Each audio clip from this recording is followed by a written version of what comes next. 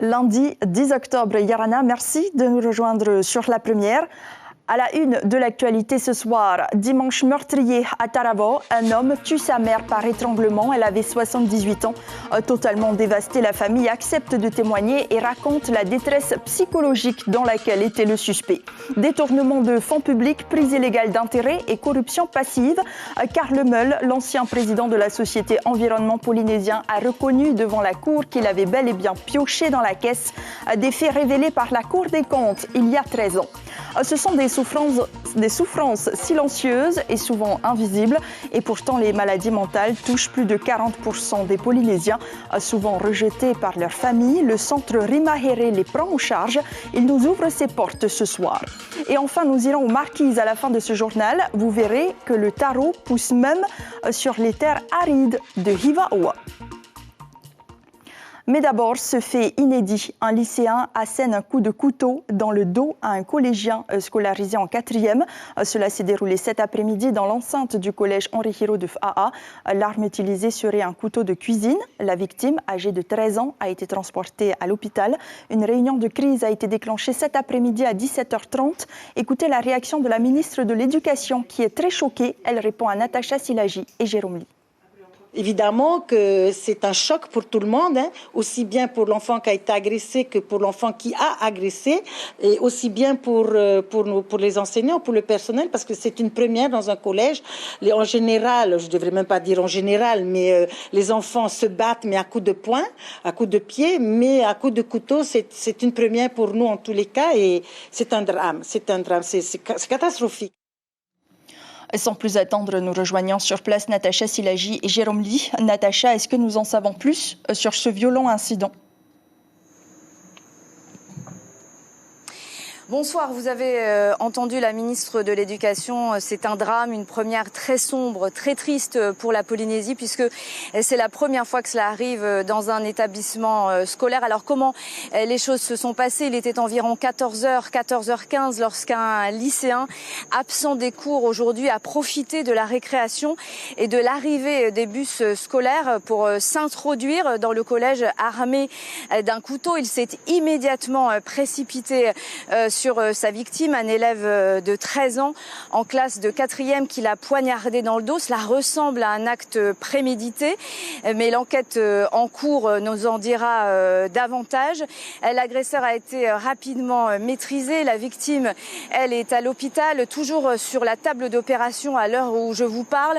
Une cellule de crise, vous l'avez vu, a été mise en place avec le personnel encadrant et la ministre de l'Éducation. Et demain, c'est une cellule psychologique qui sera mise en place au sein de l'établissement pour prendre en charge tous les enseignants et tous les élèves qui ont été témoins cet après-midi en plein jour de cette scène atroce. Ce qui est sûr, c'est que le collège Henri Hiro de Fa'a restera longtemps marqué par ce drame.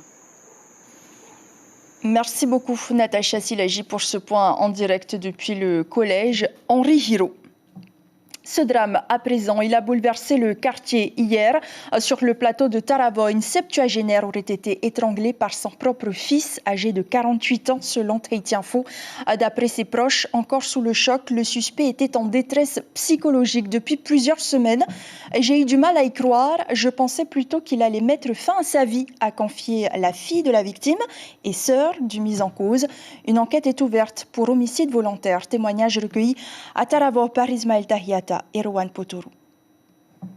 Un quartier paisible, bouleversé par un drame familial. C'était dans cette maison, hier matin.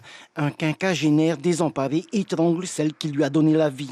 Difficile de trouver une explication cohérente à son geste. Sa sœur aînée, Maruya, a accepté de parler mais n'a pas souhaité montrer son visage en raison de sa grande tristesse. Ça fait quelques semaines de cela que j'ai vu un peu qu'il n'était pas bien. Et qu'il m'avait demandé de l'aide. Il m'a dit, ma soeur, j'ai besoin de ton aide. Mais je n'avais pas vite compris. Je pensais que c'était comme il voulait revenir sur Taravo. 2 semaines maintenant qu'ils habitaient dans ce quartier de la route du plateau avec sa mère et la famille de sa sœur. Depuis la mort de mon papa en 2013, c'est lui qui a décidé de s'en occuper. J'ai accepté parce que je sais que ma maman voulait vivre avec lui. Ils étaient tout le temps ensemble, même il l'embarquait au karaoké parce que c'est elle qui le voulait, elle ne voulait pas le lâcher. Personne ne sait ce qui s'est réellement passé. Marouya était de sortie pour le week-end et les autres membres de sa famille à l'église. Et samedi, quand je suis arrivée à Moria, je l'ai appelé. Je l'ai appelé pour savoir si ça allait. Il m'a dit oui, même ma maman aussi parlait derrière lui. Elle me disait, ma fille, ça va, on t'embrasse à demain. L'homme a lui-même appelé sa famille et les gendarmes pour leur dire ce qu'il avait fait. J'ai pu le voir que 30 secondes à la gendarmerie. Je ne peux pas lui en vouloir. Il a tellement fait. Il a mis sa vie personnelle de côté pour s'occuper de notre maman. Le fils est toujours en garde à vue à la brigade de gendarmerie de Travor. La suite de l'enquête sera confiée à la brigade de recherche de FAA. Les investigations et les auditions ont commencé ce matin. Le navire Aremiti 1 et ancien Corsair a totalement coulé dans le port malgré les dispositifs déployés par les pompiers de Papeete. Il repose aujourd'hui par 30 mètres de fond. Pour rappel, l'eau s'était infiltrée dans la coque du bateau dans la nuit de vendredi à samedi. Une barrière anti-pollution avait été installée par précaution. Aujourd'hui, le port autonome et la Marine nationale sont intervenus pour nettoyer le site. Les détails avec le directeur du port autonome, Jean-Paul Lecaille, au micro de Rowan Potoro. Ce qu'on a engagé aujourd'hui, c'est un peu la dépollution du site parce qu'il y a quelques remontées de gazole très légères là. C'est pour ça que vous voyez, on fait ça en collaboration avec la Marine nationale. Il y a des appareils qu'il faut pour traiter l'eau et puis récupérer les nappes de gazole. Ça, c'est la première chose. La deuxième chose qu'on va faire, c'est qu'on va demander à l'armateur de dépolluer le bateau pour ce qu'il y a à l'intérieur, parce qu'il n'y a que lui qui sait exactement ce qu'il y a dedans. De dépolluer le bateau et d'envisager son renflouement dans les délais les plus courts possibles. On va faire descendre des experts dans la semaine là, pour essayer de voir un peu déjà comment est la coque, d'où vient le trou qu'il y a dans la coque. Voir s'il n'y a pas des confinements à faire avant de pouvoir dépolluer ce bateau et le renflouer. Selon les précisions, le navire n'appartiendrait plus au groupe de Gage. Dans l'actualité de ce lundi aussi, un accident impressionnant mais heureusement sans gravité s'est produit ce matin à FAA. Selon les éléments recueillis sur place, une berline de location aurait grillé le stop en redescendant de Saint-Hilaire vers l'aéroport et aurait percuté un autre véhicule. Dans la collision, elle aurait pris feu rapidement. La conductrice a pu sortir de l'habitacle. En état de choc, elle n'est pas blessée. Les pompiers et la gendarmerie sont intervenus rapidement et le feu a été maîtrisé, mais la voiture a entièrement brûlé. C'est une affaire qui avait été révélée au grand jour par la Chambre territoriale des comptes en 2009. Dans son rapport, la CTC évoquait des anomalies et des atteintes à la probité commises par Karl Meul, ancien directeur de la CEP. L'enquête préliminaire ouverte par le parquet avait aussi découvert des dessous de table entre le directeur de la CEP et le groupe 2H, entre autres. 20 ans après le début des faits, les 8 présumés coupables répondent de leurs actes devant la cour. Nicolas Suire, Jérôme Lee. Il est reproché à Karl Meul d'avoir perçu des sommes d'argent de manière indue. 15 millions de francs au titre d'avance, mais les salaires ont toujours été intégralement payés. Des sommes qu'il a dû rembourser suite à l'intervention de la Chambre territoriale des comptes. Puis, il a recommencé à s'octroyer encore des sommes indues, environ 16 millions de francs.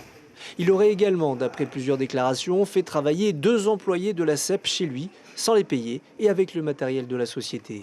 Ils ont rénové sa maison et entretenu son jardin.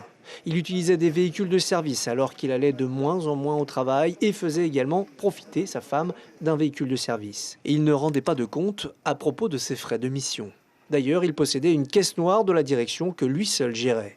Il s'est octroyé également une augmentation de 35% entre 1999 et 2005, passant d'un salaire brut de 800 000 francs à 1,3 million. Et il voyageait à l'international professionnellement pour se rendre à des salons sans jamais rendre de rapport. L'ancien directeur de la CEP reconnaît en partie les faits.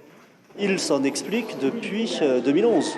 Ce que je veux dire, c'est que rien ne justifie que sur des faits qui sont relativement simples, l'instruction ait duré près de 8 ans.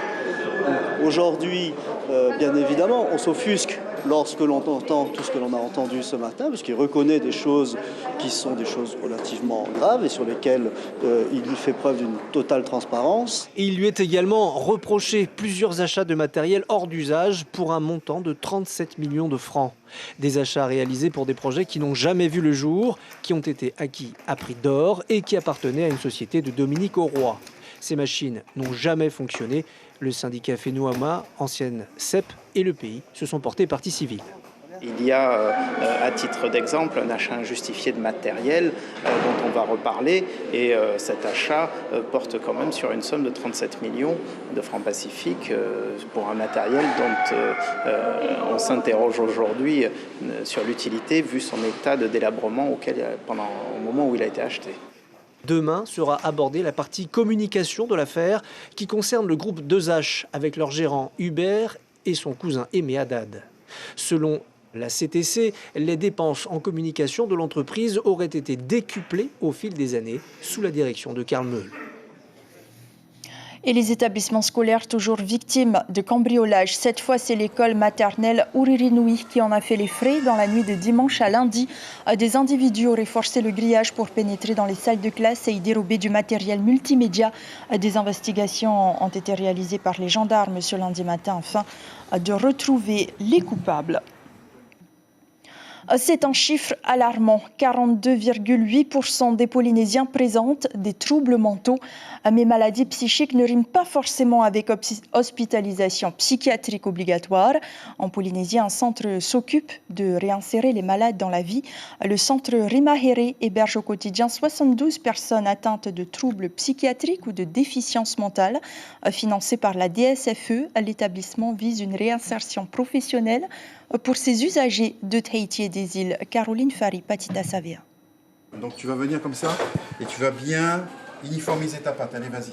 Mathieu a 32 ans. Il participe aux ateliers du centre Rimahere comme la centaine d'usagers atteints de déficience mentale. En réalité, j'étais à l'hôpital psychiatrique et mes parents ne voulaient plus de moi chez eux. Ils m'ont dit de me débrouiller à trouver une solution là-bas. Et la première directrice, quand je suis arrivé ici, c'est elle qui est venue me voir là-bas, elle m'a proposé d'intégrer Rimahere. Et j'ai accepté et depuis ce jour-là, je suis ici. Tu es heureux ici? Ouais. Il y a des amis, peut-être que ça m'a chamaillé, mais il faut aussi pour pouvoir se construire. Ici, ces personnes trouvent bienveillance et apprentissage auprès des 9 moniteurs spécialisés. Avec ce talentueux chef cuisinier, il contribue au repas du centre. Heureux de donner des compétences et de leur apprendre à faire la cuisine, à faire un peu de pâtisserie pour qu'ils puissent se débrouiller et ainsi essayer de trouver un travail. L'essentiel, le but, c'est de les éduquer, de les former pour qu'ils puissent sortir de Rimahere. L'atelier artisanat est aujourd'hui axé sur la broderie. Les adultes sont les bienvenus comme Rose, 45 ans, originaire des Gambiers. J'ai eu des passés difficiles et je suis venue ici pour déjà apprendre aussi à me connaître, à maîtriser certaines choses qui se passent dans la tête. Maîtriser la colère était le plus grand challenge que j'ai fait ici, savoir maîtriser toute cette colère. Est-ce que vous avez des colères violentes? Oui. Chaque activité procure à ces personnes-là un bien-être, notamment sur leur concentration, l'estime de soi, le partage. Le centre mise sur une réinsertion sociale plus que professionnelle. Faapu, horticulture, agriculture, tout est fait pour que ces personnes, souvent rejetées par leur famille, se sentent bien. Un véritable refuge, car les préjugés ont la dent dure. Le problème du handicap mental, c'est qu'il est invisible. Donc, et souvent, on s'y fait pas. C'est pas évident, en fait. Et parce qu'ils ne comprennent pas, il peut y avoir de la maltraitance au sein des familles, mais aussi une maltraitance de la société de par cette incompréhension. Et l'idée, c'est de dire et d'accepter, mais aussi de dire qu'il y a un moyen d'apprendre. Apprendre et comprendre, un phénomène qui prend de l'ampleur en Polynésie. C'est tout l'enjeu de la semaine de la santé mentale. En plus des 72 usagers au quotidien, 24 personnes, en majorité originaires des îles, sont hébergées à temps complet au sein de ce centre qui existe depuis 1985. Et demain, la chargée de développement de l'association Tapute Aura nous en dit plus sur les ateliers organisés cette semaine et proposés au grand public. Ranitea Fa'oura sera l'invité café de la matinale radio. Après Tahiti et Moorea, l'ambassadeur des pôles et des enjeux maritimes pour l'État français, Olivier Poivre d'Arvor, s'est rendu à Nukuhiva. Après Hivaoa, l'envoyé du président Emmanuel Macron a été convié par les élus de la capitale administrative à se rendre sur le site archéologique de Kamuihei, dans le village de Hatiheu, un des hauts lieux de la culture et du tourisme de l'archipel, parfaitement restauré et entretenu par la mairesse de Hatiheu, Yvonne Katupa, et son équipe communale. Une façon idéale de se confronter aux spécificités culturelles des Marquises qui aspirent à devenir patrimoine culturel et naturel de l'UNESCO. Olivier Poivre d'Arvor a été séduit. Il est interrogé par Marie Curva. Vous avez des traditions tout à fait exceptionnelles et une création exceptionnelle, et nous sommes en train de réfléchir notamment à l'idée de proposer aux chefs d'État et de gouvernement, les 18, l'Australien, les Néo-Zélandaises, le Français, les différents pays des îles qui seront, d'arriver dans une même et unique pirogue double qui sera construite, j'espère, aux Marquises. Donc c'est un de mes projets d'ailleurs, c'est que nous puissions financer la construction d'une pirogue traditionnelle marquisienne et qui accueille ces chefs d'État, enfin, sur laquelle les chefs d'État accueilleront leurs invités. Dans ce Finistère magnifique qui s'appelle les Marquises, avec sa culture, ses traditions, ses images, ses clichés parfois un peu qui ne se résument pas qu'à Gauguin ou à Jacques Brel, mais voilà, je voulais vraiment pouvoir comprendre les différences aussi entre les îles. Donc j'aurai l'occasion d'aller dans 2 îles. Moi j'étais à Hivaoa, je suis à Nukuhiva aujourd'hui pour rencontrer un certain nombre de responsables, notamment dans le domaine de l'éducation, qui est un sujet évidemment important. Et concernant le processus d'inscription à l'UNESCO, le ministre de la Culture, Heremouanam Atweyahutapu, se rendra à Paris vendredi afin d'assister à la dernière audition relative au dossier UNESCO Marquise auprès du Comité français du patrimoine mondial qui aura lieu le 18 octobre. Et nous restons aux Marquises, à Hivaoa cette fois. Qui aurait pensé que le tarot prendrait racine dans les terres arides des hommes? La preuve dans notre rubrique à Haïfénois, signée Jacques Damour et Inacio Raveino. Regardez.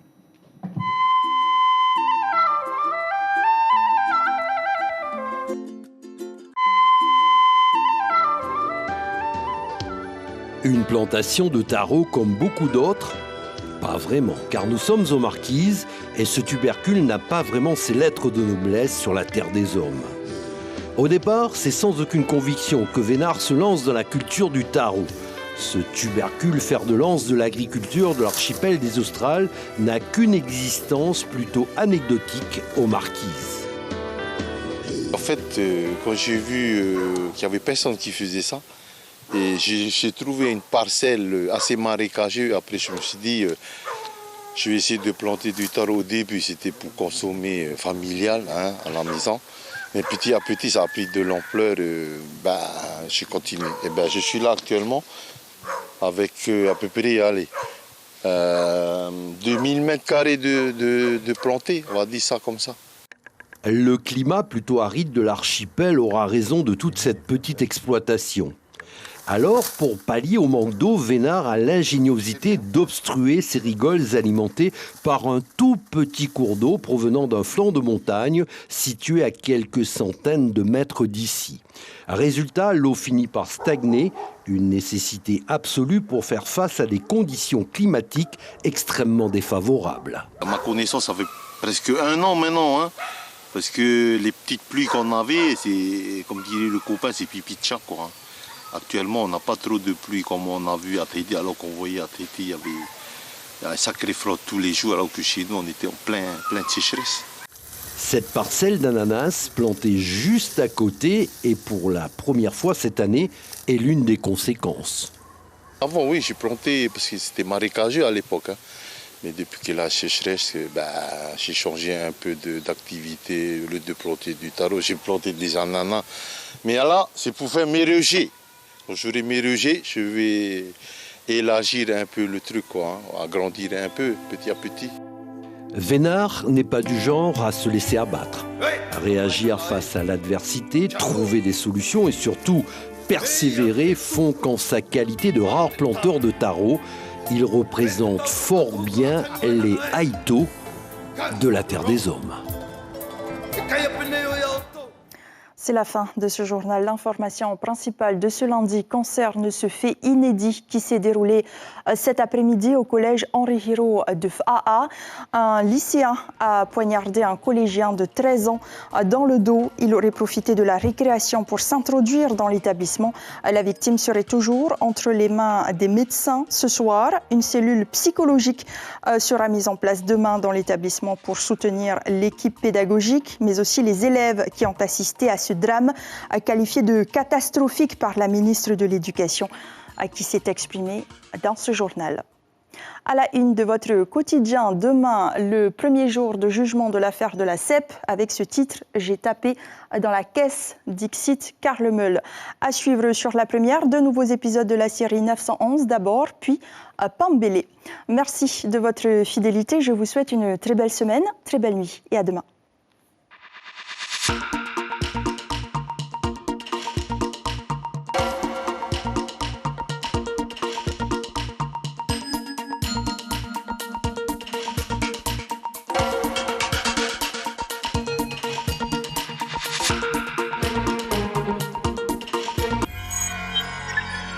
Retrouvez ce programme en replay sur notre site internet. L'information en continu sur Polynésie la première, internet et réseaux sociaux.